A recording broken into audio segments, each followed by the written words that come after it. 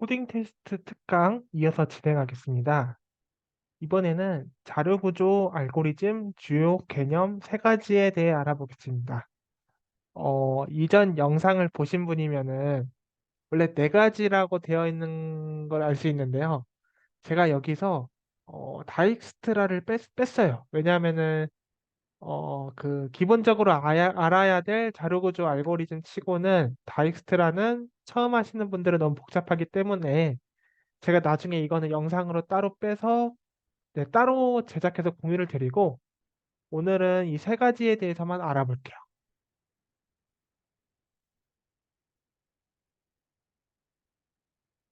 네. 어, 네. 먼저 시간 복잡도입니다. 코딩 테스트에서 시간 복잡도가 왜 중요한지 어떻게 측정하는지 알아보겠습니다. 그리고 측정 후에 이를 정근적 표기법이라는 표기법으로 나타내는 법도 알아보겠습니다. 다음으로 이 시간 복잡도를 코딩 테스트에 어떻게 적용해야 하는지도 이어서 알아보겠습니다. 이어서 DFS, BFS. DFS는 깊이 우선 탐색, BFS는 너비 우선 탐색이 되겠죠. 이 둘에 대해서 설명드릴 것입니다. 이 둘의 개념을 설명, 그리고 어떻게 구현할 것인지, 그리고 문제의 응용은 어떻게 해야 할 것인지 설명드리겠습니다. 마지막으로 DFS와 BFS를 비교해 보겠습니다. 먼저 시간 복잡도를 설명드리겠습니다. 제일 먼저 시간 복잡도가 왜 코딩 테스트에서 중요한지 설명드리겠습니다.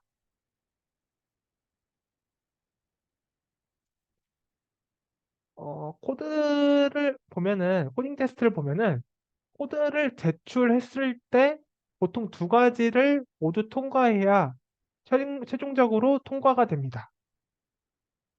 프로그래머스 기준으로 말씀드리면은 정확성 테스트와 효율성 테스트가 있습니다. 정확성 테스트의 경우에는 채점 서버에 저장되어 있는 이 문제에 대해 입력값, 출력값, 이 셋과 내 코드를 수행했을 때 입력값, 출력값 셋이 모두 일치하는지 확인해야 합니다. 쉬운 얘기로 정답이 모두 맞는지 체크를 한다고 보시면 됩니다. 네. 보통 TC 하나당 10초 정도 시간을 줘요. 그러니까 정답이 맞더라도 수행 시간이 10초가 넘어가면은 이거는 정확성 테스트라도 페일이 됩니다. 네, 따라서 하지만 10초라는 건 되게 알고리즘에서 긴 시간이거든요. 그래서 하고자 하는 말은 정확성 테스트에서는 성능보다는 입력값에 대해서 기대한 출력값이 나오는지, 즉 정답이 잘 나오는지 이거를 중점적으로 테스트하는 것입니다. 다음으로 효율성 테스트의 경우에는 코드의 성능을 확인합니다. 출제자의 정답 코드를 수행했을 때, 그러니까 문제를 내신 분의 정답 코드를 수행했을 때 결과값이 나오는 시간과 어, 제출자가 정답 코드 제, 그, 이 문제를 푼 제출자가 정답 코드를 수행했을 때 결과값이 나오는 시간을 측정합니다. 그래서 이후에 이 출제자가 의도한 성능이 나오면은 효율성 테스트는 통과합니다. 그러니까 출제자의 정답 코드와 제출자의 정답 코드가 아예 시간이 완전히 동일하게 수행 시간이 똑같을 수는 없겠죠. 그래서 어, 어느 정도 이 좀 텀을 둬서 이 정도면은 오케이다 하면은 효율성 테스트는 통과합니다. 그런데 이렇게 얘기하면은 그렇다면은 파이썬이 다른 언어보다 느린데 괜찮을까? 이렇게 걱정하시는 분들이 많은데요. 이거는 따로 걱정하실 필요는 없어요. 왜냐하면은 이 각 언어의 특성을 충분히 고려해서 제한 시간을 결정합니다.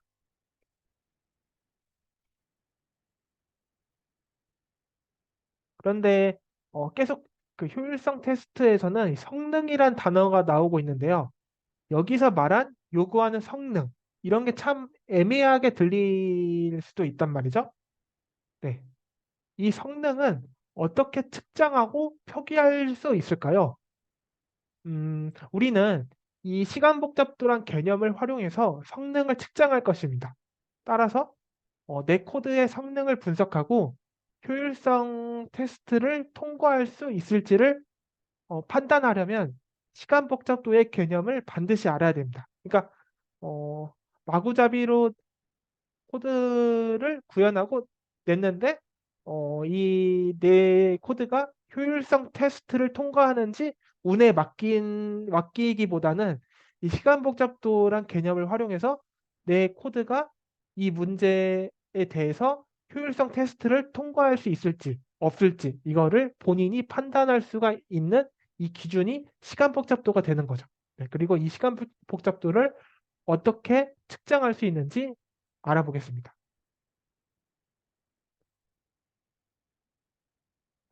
시간 복잡도 어떻게 측정할 것인지 알아보겠습니다. 어, 먼저 성능이란 단어에 대해서 생각해 봅시다. 알고리즘에서 성능을 어떻게 정의할 수 있을까요? 당연히 문제를 빨리 푸는 게 좋은 알고리즘이겠죠?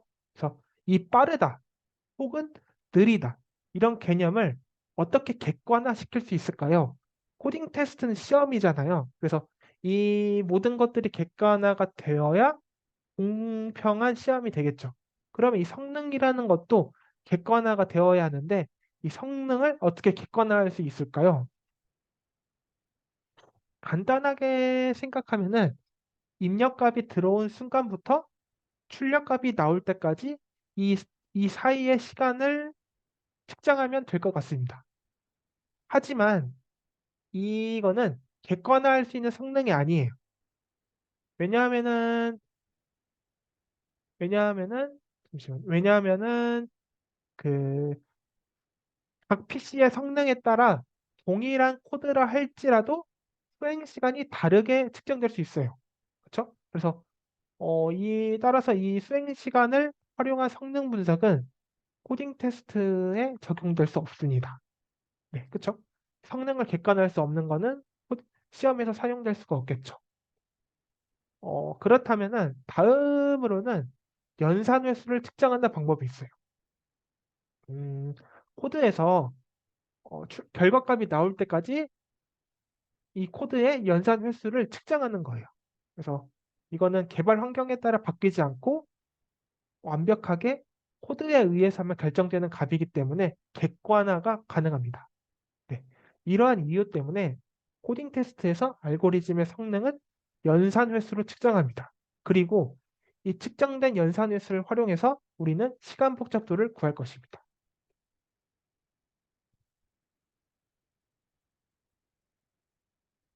네.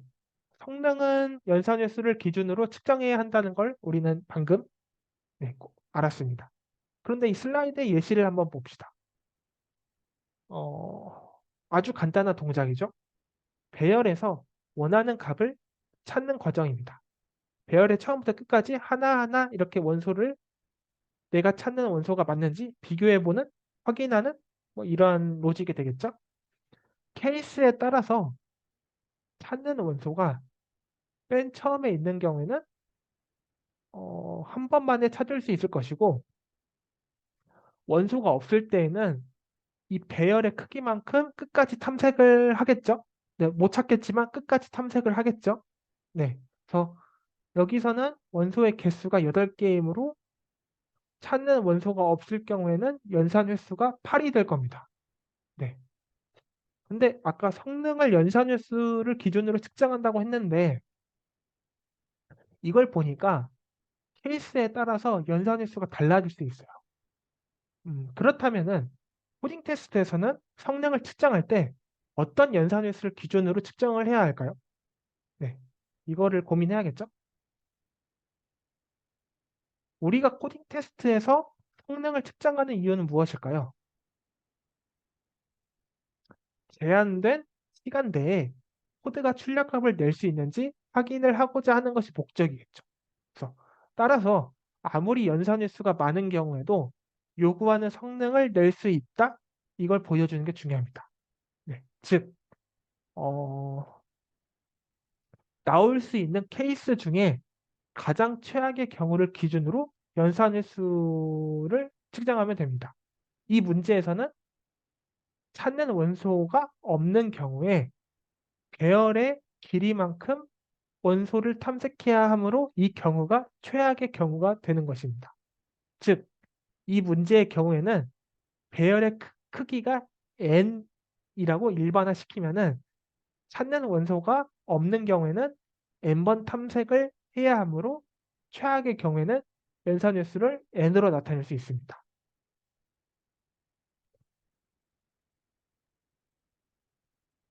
여기까지는 네, 따라오실만 하실 거예요. 네. 우리는 성능은 연산횟수로 측정하고 그 기준은 가장 최악의 경우라는 것까지 알아봤습니다. 살짝 딴소리로 빠져보면은 음, 친구와 약속을 잡을 때요. 네. 예를 들어서 보통 3시 10분까지 만나자 이렇게 하는 경우가 뭐 보통입니다. 10억 분의 1초, 100억 분의 1초 이렇게까지 엄밀하게 시간을 약속해서 만나는 일은 별로 없을 겁니다. 그래도 뭐 몇 시 몇 분에 만나자고 해도 여러분들은 친구와 약속을 하고 둘이 만나는데 별로 지장이 없겠죠. 그렇죠? 즉, 우리는 목적을 달성할 수 있을 정도만 엄밀하게 고민하면 돼요. 따라서 모든 것을 굉장히 엄밀하게 고민할 필요는 없습니다. 네. 이 슬라이드에 있는 코드를 한번 보실까요? 반복문 1, 2, 3, 4가 있죠. 네. 그래서 반복문 1 같은 경우에는 n제곱번 연산을 수행했고 반복문 2, 3에서는 각각 n번, 2n번 수행했고 반복문 4에서는 5번을 연산을 수행합니다. 따라서 모두 더하면 연산 횟수는 n제곱 플러스 3n 플러스 5입니다. 네. 뭐 이거 같은 경우에는 아까는 배열 탐색의 경우에는 뭐 최선의 경우, 최악의 경우 연산 횟수가 달랐는데 이거는 반복문이니까 뭐 일정하겠죠. 그렇죠? 이렇게 최선의 경우, 최악의 경우 모두 동일한 연산 횟수를 갖는 경우도 있어요. 어쨌든 이 코드의 연산 횟수는 입력값이 n일 때 n제곱 플러스 3n 플러스 5로 나타낼 수 있습니다. 아주 정확한 연산 횟수이죠. 네. 뭐 이렇게 연산 횟수를 구해봤고요. 이 다음에 바로 오른쪽에 있는 그래프를 한번 봐주세요.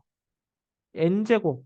이 연산횟수, 우리가 구한 연산횟수는 n제곱 플러스 3n 플러스 5였는데 여기에 있는 n제곱과 3n을 따로 그래프로 나타내봤어요. 네. 여기 보면은 특정 x값 이후에는 항상 n제곱이 3n보다 큽니다. 그리고 이 n제곱과 3n의 격차는 어, n의 값이 커질수록 증가하고 있죠. 격차가 점점 커지고 있습니다. 네. 그리고 알고리즘에서는 대부분 이 n의 값이 매우 충분히 큰 경우를 다루기 때문에 이 상황에서는 n제곱이 3n을 무시할 수 있을 정도로 클 것입니다. 따라서 우리는 어, 이 전체 연산 횟수에서 절대적으로 많은 영향을 미치는 n제곱을 이 알고리즘의 연산 횟수로 대략적으로 표기할 수가 있어요. 그러니까 n제곱 플러스 3n 플러스 5 이렇게 정확하게 나타나는 게 아니라 여기서 대표로 n제곱을 연산 횟수로 대략적으로 표기할 수 있다는 거예요.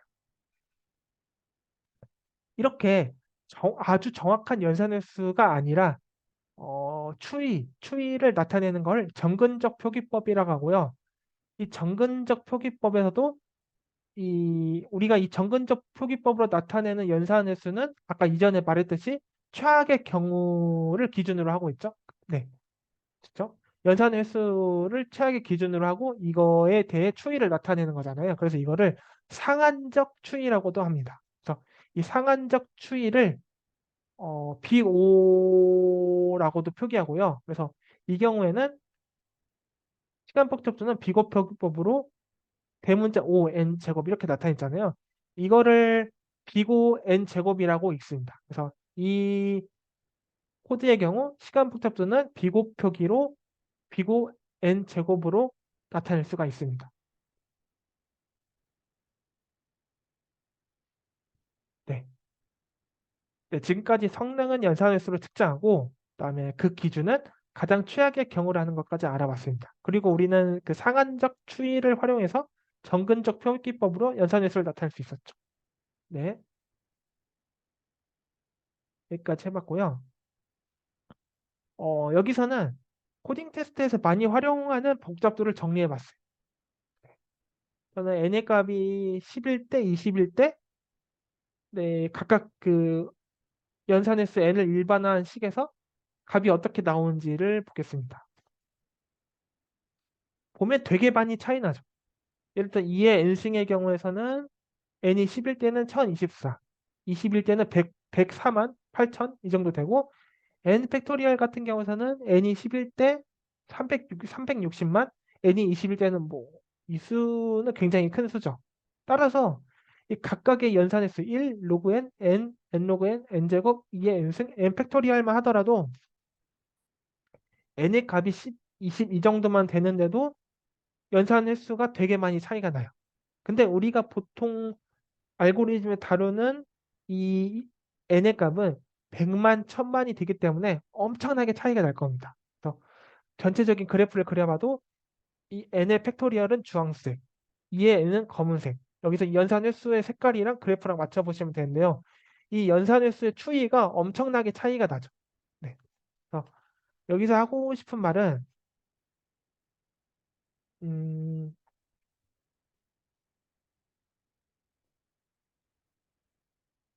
여기서 하고 싶은 말은 그래프가 겹쳐져 있네요. 잠시만요.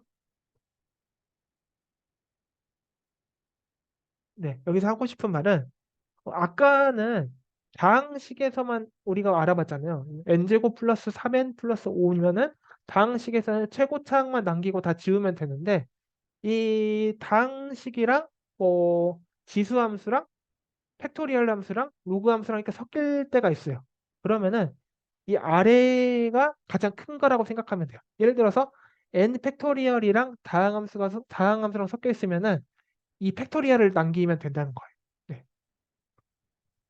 그래서 다항식만 있을 때는 다항식의 최고창을 써주면 되지만 예를 들어서 로그 함수, 지수 함수, 팩토리얼 함수가 섞인다면은 예, 적절하게 지워주면 된다는 거죠. 네. 아래를 남기면 돼요. 아래로 갈수록 커진다고 보시면 됩니다. 네. 그럼 연습을 한번 해보죠.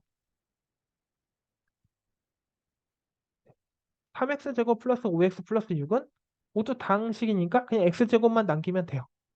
x 플러스 로그 x는 네, 다항식이 로그 x보다는 빨리 그 연산 횟수가 커지니까 로그 x를 지우면 돼요. 비고로 x로 표기할 수 있고요. 2의 x승 플러스 10의 x의 5승 플러스 5x 제곱은 2의 x승, 즉 지수함수가 가장 크기 때문에 지수함수만 남습니다. 그리고 5의 x제곱 마이너스 6x는 x제곱만 남겠죠. 네, 이렇게 하면 되고요. 그 코딩 테스트에서 많이 나오는 네, 시간 복잡도를 제 그림으로 표현했는데 선형 탐색, 뭐 비고로 나타나면 x인데요. 5에 그냥 n을 x로 나타낸 겁니다. 5n이라고 생각해도 돼요. 1차원 배열을 순회하는 경우 5x가 되고요. 그 x 곱하기 x 2차원 행렬을 곱셈하거나 아니면 순회하는 경우 5n제곱. 트리 탐색 트리 탐색 같은 경우는 이 트리의 높이만큼 시간 복잡도가 돼요. 그래서 트리의 높이는 로그 x가 됩니다. 부분 집합 같은 경우에서는 이렇게 어, 각 그 어떤 집합에서 부분 집합을 뽑는 거는 각 원소를 뽑는다, 안 뽑는다 두 가지 상태가 있죠. 그래서 어, 원소의 개수가 x개라고 하면은 각 원소마다 뽑는다, 안 뽑는다 두 가지 상태가 있기 때문에 전체적으로 2의 x승이라고 보면 되겠죠. 네. 그렇다면 시간 복잡도를 어떻게 활용할 것인지 한번 알아보겠습니다. 네. 한번 알아보겠습니다. 여기 보면은 제약 조건을 한번 봐주실래요? 문자열의 길이가 100만 이하인 자연수라고 했죠. 그러니까 길이가 100만 개의 문자열이 들어올 수 있어요. 이거는 이거 같은 경우에는 보면은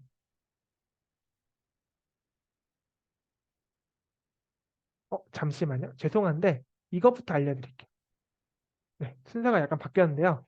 어, 책에 있는 자료구조 알고리즘을 먼저 정리하는 게 우선이고요. 그 다음에 여기 보면은 시간 복잡도랑 최대 연산 횟수가 있죠. 네. 그러니까 어, 예를 들어서 n 팩토리얼 같은 시간 복잡도가 나오면은 어, 입력값이 10 이상일 때는 10개 이상일 때는 팩토리얼을 사용을 자제하는 게 좋아요. 더 나은 성능이 좋은 알고리즘, 2의 n승이나 n의 3승이나 이런 알고리즘을 사용하는 게 좋습니다. 그리고 2의 n승의 시간 복잡도 같은 경우에는 n이 20에서 25개, 그리고 비고 n 3승 같은 경우에는 n이 200에서 300개, 비고 n 제곱은 n이 3000에서 5000개, 비고 n 로그 n은 n이 최대 100만 개, 비고 n은 n이 1000에서 2000만 개, 비고 로그 n은 15개 정도. 그래서 보통은 초당 연산의 수를 1억으로 잡는데 이렇게 빡빡하게 문제가 나오지 않기 때문에 초당 연산의 수를 1000만에서 3000만 개로 생각하고 구하면은 아래와 같이 최대 연산 횟수가 나옵니다. 네. 그래서 뭐 이렇게 생각하시면 되고요. 그다음에 오른쪽 같은 경우에서는 아까 그 이전에 설명드렸던 게 있잖아요. 네. 메서드가 중요하다고 했죠. 그러니까 동일한 동작을 하는 메서드 간에도 시간 복잡도가 다르다고 했죠. 그래서 문자열에 문자를 추가하는 경우에는 어펜드를 활용할 수도 있고 플러스 연산자를 활용할 수 있습니다. 근데 어펜드는 시간 복잡도가 1, 플러스 연산자는 시간 복잡도가 n이기 때문에 이거에 따라서도 합격, 불합격이 결정될 수 있습니다. 그리고 이러한 코드들을 제가 여기다 모아놨으니까 이 QR코드를 찍어서 제 GitHub으로 가신 다음에 네, 직접 코드를 한 번씩 실행시켜 보는 것을 추천드립니다. 예를 들어서 이걸 어디다 써먹을 수 있냐? 지금 이 최대 연산에서 어디다 써먹을 수 있냐? 이 문제를 보면은 문자열의 길이가 100만 개 이하라고 했죠. 근데 100만 개면은 n 제곱 알고리즘, 내가 생각했던 알고리즘의 로직이 성능이 시간 복잡도가 5n 제곱이에요. 그러면은 어차피 내가 생각한 아이디어로는 이 문제를 풀 수 없겠구나. 더 개선해야겠다. 이렇게 파악할 수 있는 거죠. 왜냐하면은 위에 보시면은 100만 입력값이 100만 개면은 n 제곱 같은 경우에는 안 되죠. 왜냐하면 n 제곱에서는 허용할 수 있는 n이 3000에서 5000개이기 때문에 n이 100만 개면은 시간 초과가 발생할 겁니다. 그래서 뭐 n이 100만 개면은 5n 로그 n, 5 로그 n 중에 이러한 성능을 가지는 알고리즘을 생각해 보셔야 돼요. 두 번째는 회전 횟수가 n으로 주어지는데 자연수가 1에서 4다.